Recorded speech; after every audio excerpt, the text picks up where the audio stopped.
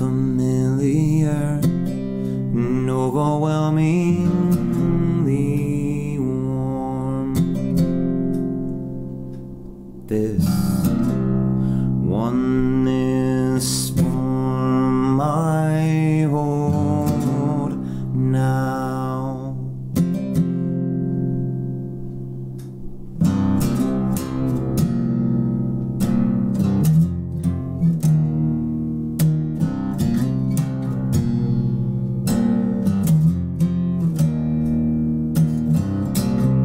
Embracing you, this reality here,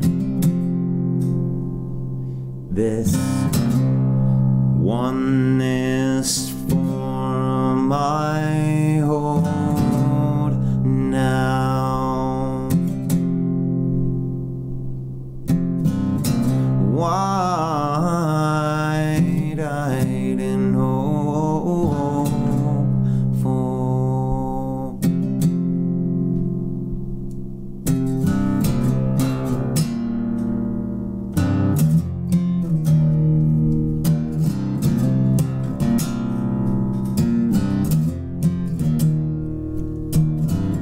wide and hopefully, while we barely remember what came before this precious moment. You are choosing to be here right now. Hold on, stay inside this body, holding me, reminding me that I am not alone in this body. Makes me feel eternal. All this pain is an illusion.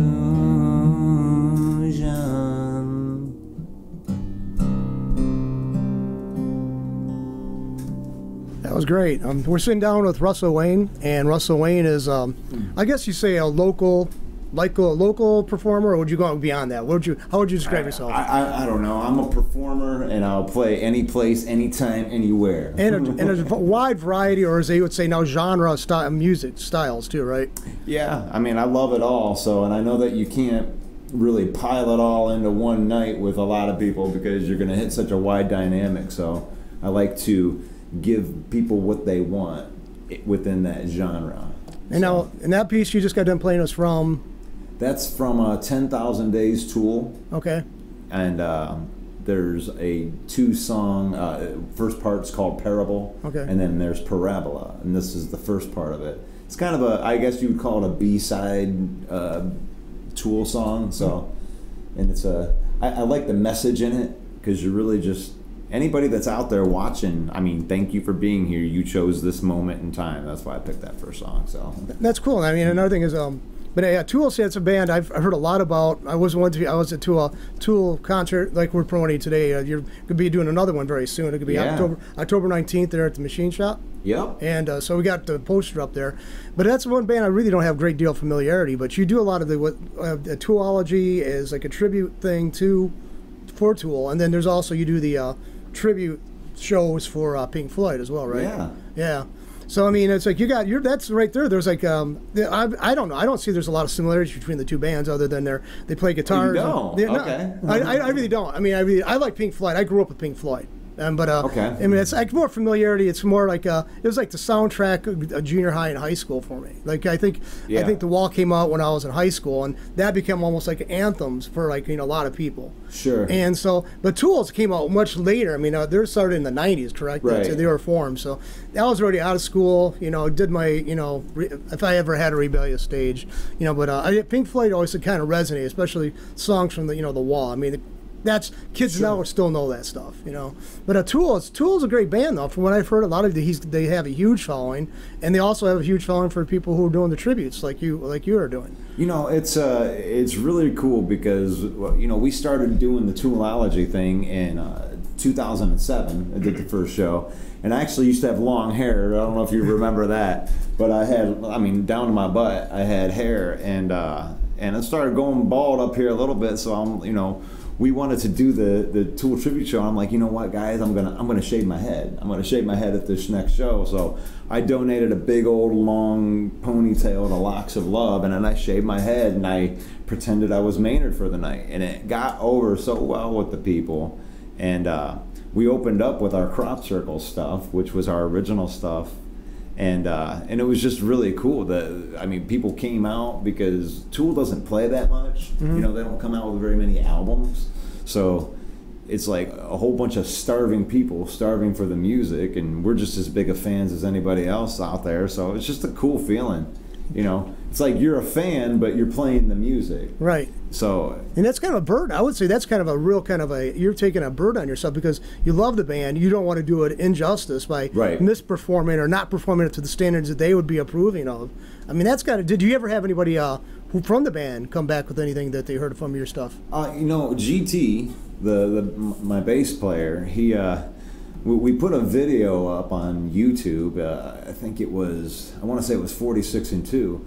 And it kind of blew up a little bit. It has, you know, a couple 100,000 views, and we started going through the comments, and there's Tool fans are funny because we're fans too, but a lot of them are Nazis. Like when it comes to where they, you know, criticize. So we got a lot of love on there. Lots of people were like, wow, that was a great rendition of it. But there was a pocket of people, small percentage of them, that were really negative.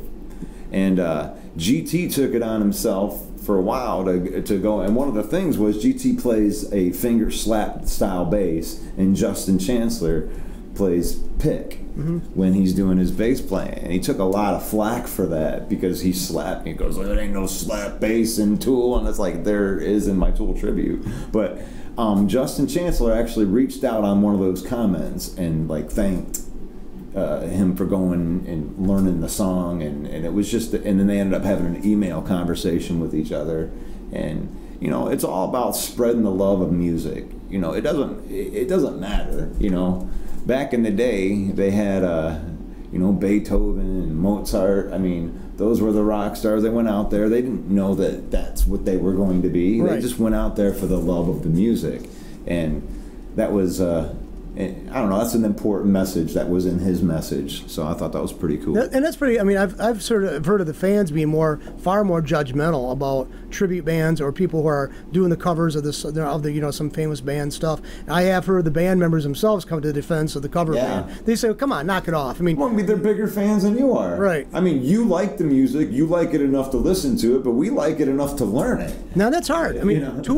Tool doesn't seem like it'd be a very straightforward, just 3 chords and that's it. I mean, it seems very sophisticated. Yep. And I mean, all this stuff. I mean, we're also in my dad was a musician. He was growing up, and he'd hear like stuff I would listen to on the radio. He wasn't big into rock and roll, but he even said something about the Led Zeppelin. He also said about Pink Floyd. He goes, those bands got some amazing talent. Yeah. He did say that. He said that stuff. He said I wouldn't even want to read the sheet music for that and try to do it. He said I got to give him that. He goes, I really don't like the style of music because he was more into march music because he played in marching bands and stuff and that kind of stuff. But I mean, he did appreciate the sophistication and the level of talent you had to have to actually carry that out well. And he said that, you know. So and Floyd is different in a way where they were like simply brilliant, right? And it's not. I'm not saying that they don't write difficult stuff, but it's just a different kind of.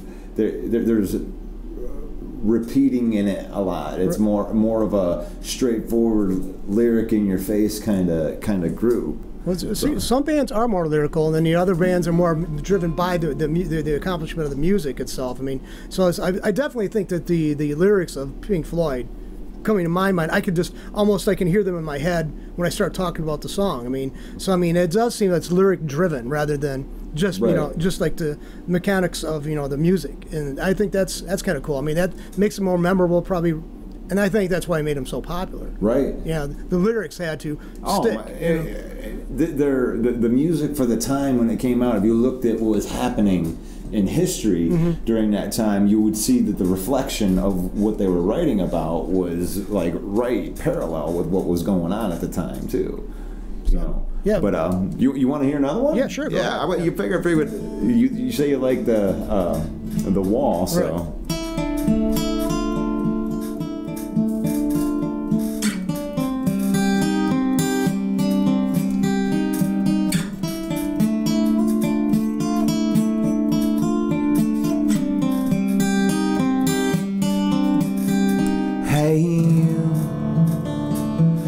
In the cold, getting lonely, getting old, can you feel me?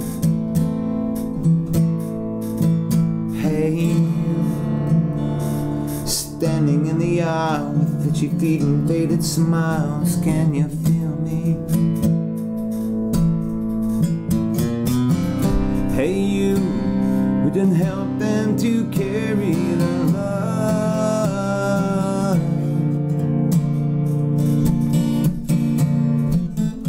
Don't give in without a fight.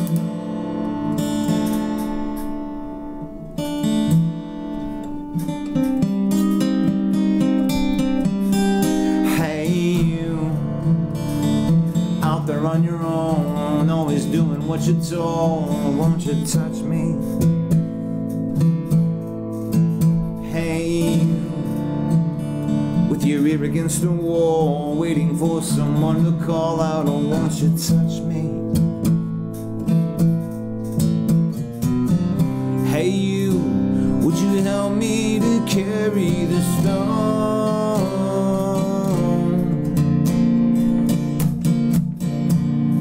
Open your heart, I'm coming.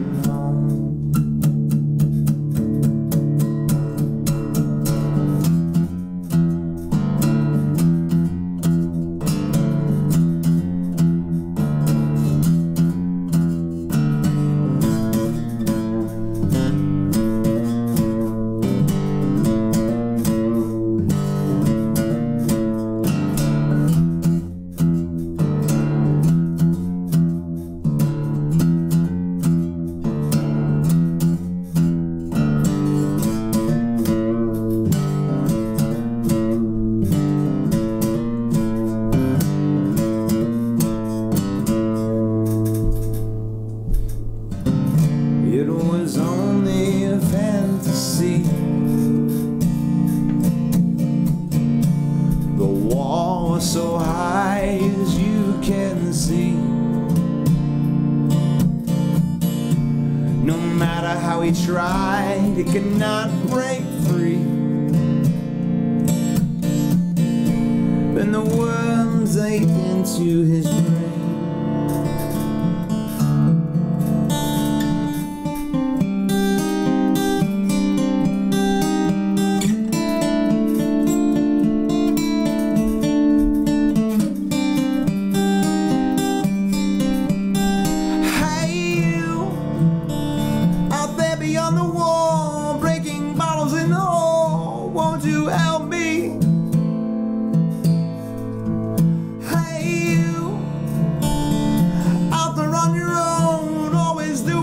So can't you help me? Hey, you, don't tell me there's no hope at all.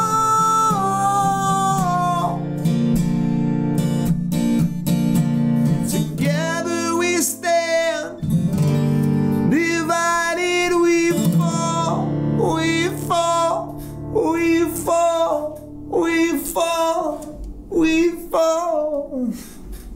That was great. That's like, yeah, that's like, I've heard, you know, and I've heard other people do that acoustically, and it just didn't come. I mean, you really did it, nailed it. You did nailed it great. No. Well, I will tell you what, man, when you come out and you see Have a Cigar, yeah. I mean, I'm like, GT, my Sir Slap Nasty, my bass player, he's also my musical director in all the groups. So when it comes to the nuances of all the details of what happens inside these songs, he's the man. And when it comes to finding the talent of who's going to be on these shows, he is also the man in that too. So he has surrounded me with some of the best musicians. I mean, I feel like if I wasn't paying them, that I wouldn't be in the group. Like, I mean, these guys are phenomenal. I mean, they would. I mean, I feel like I'm good at my job, but you know, Overseer being the keyboard player, he's as good as anybody on the keyboards. You know, GT on the bass, he's as good as anybody in the world on the bass. You know. Meg Brennan, my saxophonist, she's 24-year-old. She's gorgeous, and she's awesome at sax, and she's awesome at flute. And, you know, and Daniel Peters plays David Gilmour. I mean, he's such a right on, just, it's a beautiful thing. It now, really is. It sounds like you're really enthusiastic about it, too. Oh. You just glowingly speak to these people, so that's a good sign. They're insanely good. I mean, it's like, all you have to do, you know, I play in the church band at NTC every Sunday, and I'm telling the guys that are in there, it's like the really good musicians understand that they're not very good. Mm-hmm. Like, yeah, I mean, you go down to a jazz club in Detroit and find out how good you are at your musician. So just do your job. Like, I got a bunch of guys that are just ham and eggers, just doing the job, learning the music, doing it right, giving it justice, you know, and it's awesome. Do you ever say they say that artists, you know, and I think musicians are definitely qualified as artists, they're never satisfied with what they're presently at. They always want to push the envelope, always raise the bar. Do you find yourself doing that too? Or? Oh, Kaizen, that's my motto. Yeah. I mean, that's my team name in business is Kaizen, and it's a Japanese word. I mean, constant improvement every day. You never get there. We're only human, you know. You know, God makes the earth, moon, and stars, and the whole universe, and we don't know how that works. So we can always get better. We're just human. We're supposed to. Well, you're supposed to work the art. You know, work with what's in your hands until you get it right. That's why I've always looked at it. And you know, of course, then again, I don't think a person like yourself is ever going to say, "I got it right." Totally. No. Because I don't. I never do. Now, how long have you been involved in music? I mean, all my life, really. I mean, starting junior high school choir, was in musicals in high school. You know, we were blessed, like at Ashland High School in Ohio, we actually could afford to do a full-blown musical every year that I was there. Oh, cool. So I know that they don't do that now. I think they do half as many musicals. They alternate years. But when I was there, it was like 4 musicals, you know, 42nd Street, Fiddler on the Roof, West Side Story, you know. It's, I mean, just some of the funnest times in my life right there. And then, you know, getting into a band, you know, like Crop Circle. I mean, we toured for 17 years, you know, just all over the place, and so that was a great experience. I used to go by bars and stuff like that all around Genesee County, and even a little bit outside of Genesee County. You know, this week, you know, Crop Circle. Yep. I saw that. I mean, I knew people who were big devotees of that. They would follow you guys around from bar to bar, venue to venue, and I always heard a lot about it. And hustler. Then, I'm a hustler, baby. You have to in this area. You got to do it. But now you're from Ohio. I mean, it just dawned on me. You're here in Michigan. I mean, how did that happen? Why'd you come? I mean, this. You know, I mean, the story sucks because you know, when I graduated high school in '93, and then you know, I joined a little garage band that we were in, but my best friend was in that band, and he got killed in a car accident coming home from work and didn't make it to one of the practices. And I remember being angry at him, and then find out that he got killed in a car accident. And he wrote one of the songs that I play to this day. I actually finished it with a friend of mine. Eagle Flying Free is a song that he started writing. I mean, this was like, I mean, I was a kid. I was 19 years old, you know, and he died when he was 19 years old. And that's just like, I had to get the hell out of there, you know. Like, I guess that's the mentality. So I got out of there and I ended up going to Vegas, ended up going to Myrtle Beach, and just kind of like doing some stupid crap, you know, getting in a car with no money and just going, and, you know, grab a guitar, go play on the front of a casino, we went to Myrtle Beach, and we, you know, me and a buddy of mine would just play on the beach, and that's how we made our money. And then when I came back to Ohio, I didn't want to be in Ohio. I just found out I just wanted to leave. So you want to go? There's a great mecca called Flint, Michigan. Well, you know, it wasn't very scientific. I went down to the the DMV at the time had where you could have these things called computers that you could search and see where the lowest, the unemployment rate was. And the closest place was Bloomfield Hill, so I ended up just getting in a car and coming up here and getting a job at a landscaping company and just, getting an apartment and, starting like that. There was no science behind it whatsoever. Well, I mean, at least you're looking for employment, so I guess there's some kind of like process going on. There's some kind of logic going on there. So I mean, I could agree with that. But now you mentioned that song. Would you want to play that song or? Sure. Yeah.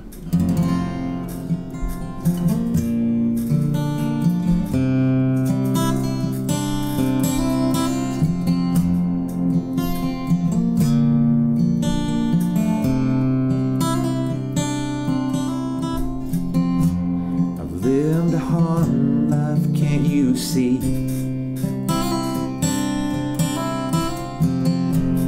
And everyone always expecting more from me. But now I'm alone, I'm by myself. Seems I've always been above the rest. I'm an eagle flying free, and nothing will ever get to me. But I was born to fly alone. Maybe someday I'll find my home.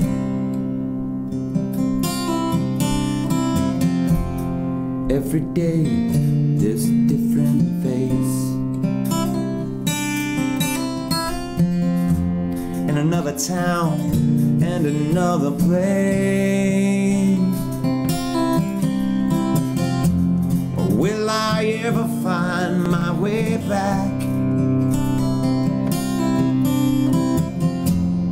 If I don't, I won't be sad. Cause I'm an eagle flying free, and nothing will ever get to me. And I was born to fly alone. Maybe someday I'll find my home.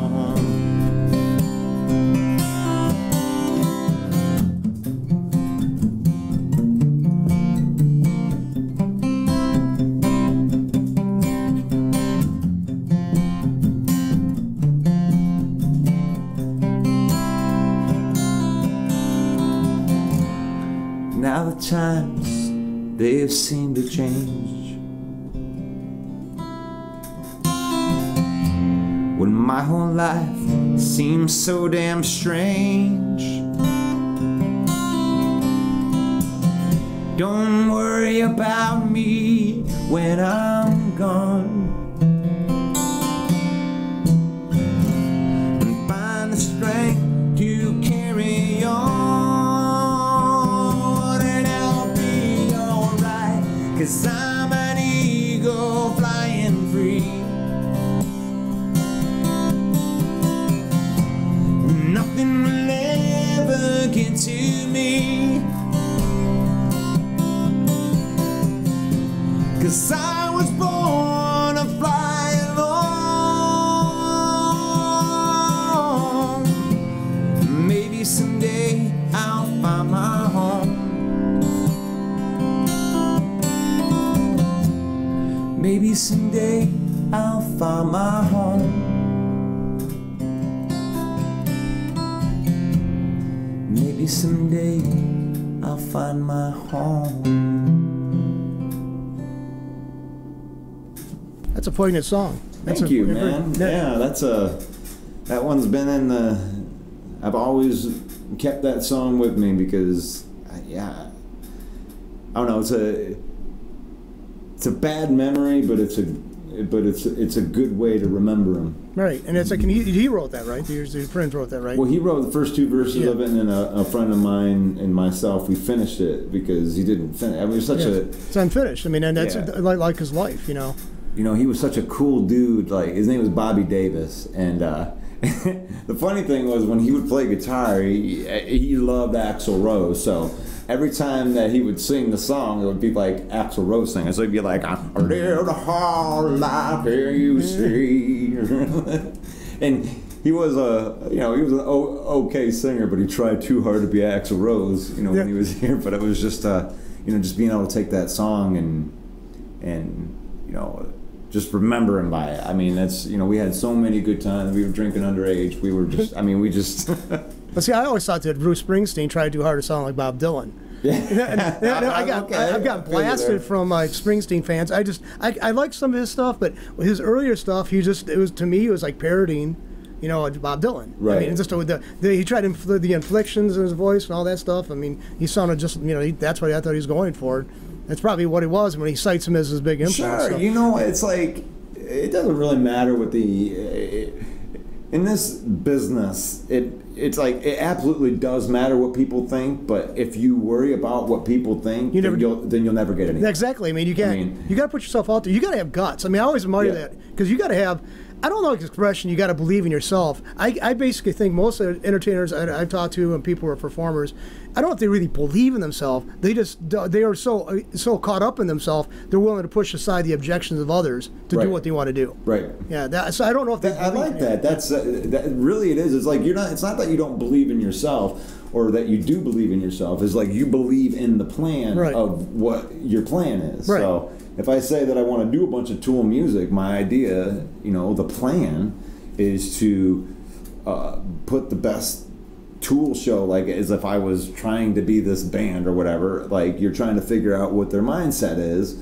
and put that out there like that. Same thing with Floyd. We want to put us into it because I'm still Russell Wayne, the artist. I'm not Tool. Right. I'm not Pink Floyd. So I want to take the essence of Pink Floyd and then insert my influence into it. No, that's true, and I think that everybody's going to. I mean, even let's face it, if there's other band members who pass away and they bring in other band members to take, to fill that role, that's basically what they're doing too, because they're not going to be exactly. Journey's had several people, luckily nobody died, but Steve Perry left the band. They've had a succession of replacements or people brought in. So I mean, that's what they did though. You can't. Let's face it, you're trying to. I think it actually is kind of a form of kind of a sense of like a tribute, in the sense that individuals bringing that to their own experience to the table. For sure. Yeah. So I mean, I think that's kind of it's a good thing. That's what music is about. It's basically also it's kind of a sense of fame. I mean, even if you're long gone, somebody still does your music and feels the need to do your music. Yeah, it's a legacy. Yeah. And this is maybe a weird way of looking at it, but even my original music, I mean, that being a song from 93 or 94, whatever you want to call it, it doesn't, I'm not that person anymore. But in, any of the songs that I would write, it's kind of like I take myself back to that moment and I'm giving a tribute to that moment. Yeah. Rather than, I'm me now, and when I'm creating, I'm in that moment. So that's where it's me being original, is when I'm just making crap up, when I'm sitting in my house. Right. That's where it's created. Right. It's not created on the stage. That's the finished product. That's after all the planning's been done. Like, and you get into the studio and you finish the product. And then they see the finished product. And they're like, oh, wow, that's a great song that you just wrote. Well, no, actually, I wrote it 3 years ago, but it took this long to put it out there to you. Well, the song "Sweet Emotion," I guess, by Aerosmith, was written by Steve Tyler when he was real young, 16, 17 years old. Yeah. That's still, I mean, let's face it, that song still resonates for us. Yeah. I mean, and let's face it, he had that done then. That nobody can. Yeah. So I mean, that's a band too. You definitely got to say it's like basically developed over the years. And shoot, if I could do Steven Tyler, you don't think I would be doing that tribute? I mean, come on, man. I can't sing like he can sing. Ain't that good. Yeah, there's some bands, there's some people out there that are technically flawless though, but they're kind of flat to listen to. They're kind of boring. Right. And you got people like all these people we're talking with. I guess some musical experts say their voices aren't perfect, but they're damn interesting to listen to. I mean, they're way more interesting in a person who could deliver it flawlessly, technically. You know, right. Joe Cocker comes to mind. Joe Cocker. Okay. He sounds like he was rusting shut every time he opened his mouth. But, Bob Dylan. I mean, let's face it. Every performer I know can do their own rendition of Bob Dylan, and pretty accurately too, because he wasn't the best singer. But I mean, when you couple that with the personality, with what the experience at that time, he was an amazing artist for that time. It was a good coupling, a good pairing of all those things together, and that's that's what makes him memorable, in my opinion. But what I know about music could fit in the side of a matchbook, though, and it's not have room to cover. But you're not that bad. You got this studio thing in here sounding pretty good, so a little bit. I can play a mean stereo. That's what it is. There you go. Yeah, that's it. Yeah. So you got another song you want to wrap this up with? And also we want to continue to promote your Toolology tribute to Tool. It's going to be Friday, October 19th, 2018, at the Machine Shop. Yeah. Great venue. It's $12. $12. Save yourself $3. Buy them in advance, or they'll probably jack them up to $15 the day of the show. And if anybody inboxes me, you may be able to get a discount if you're willing to meet up with me. And I like meeting people, so that's right. I think that's what I got from you. Like, I've known you for a few years now, and you really seem kind of cool, glad to meet up with people. Oh, it's automatic. I'll meet up with 20 or 30 people for this show just because they want to get their tickets from me. Right. And I have no problem delivering. I'll even give them to you at a discount. If I get to meet you and shoot. I mean, the day of the show, come up and meet me the day of the show. That's fine, but it makes it hard when there's a couple hundred people around, all just trying to get a handshake and stuff. So if I deliver the tickets to you, we can have a conversation and I can know who you are. But where can people contact you, through Facebook or? Yeah, my messenger, Russell Wayne, the Have a Cigar page, the Toolology page. We're all very available. So if you have any questions or anything, am I supposed to be looking there? Yeah, you're looking good. You're looking exact spot. Okay. Don't worry, you're looking exactly where it's at. I feel like. Yeah, you're looking in the right direction. Yeah, it's hard. The camera's small, and it's kind of like, what the heck is that? But that's why it's like technology. It's a good camera. Love it. Yeah. I'll tell you what. You take us out with one more song, and again, just look at the information on that poster. Contact Russell through Facebook, and we'll wrap it up with this song. All right.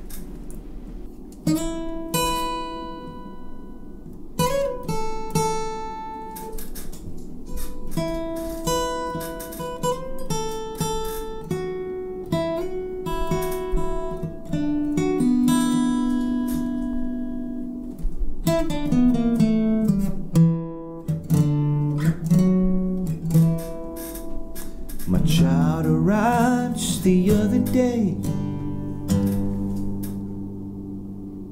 I'm gonna do you a favor right there. I gotta try it. I'm gonna start it over for you.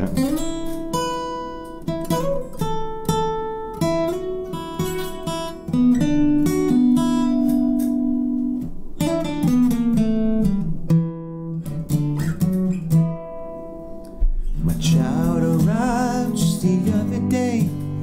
Came into the world in the usual way. There were planes to catch and bills to pay. He learned to walk while I was away. He was talking before I knew it, and as he grew, he said, I'm gonna be like you, Dad. I'm gonna be like you.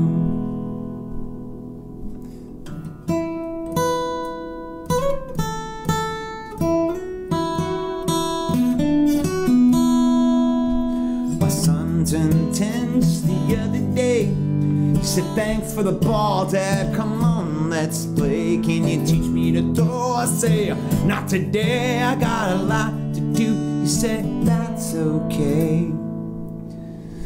And as he walked away, his smile never dimmed. He said, I'm gonna be like him, yeah. I'm gonna be like him. The cat's in the cradle and the silver spoon. The little boy flew in the man on the moon. When you're coming home, Dad, I don't know when. We'll get together then, yeah. I know we'll have a good time then.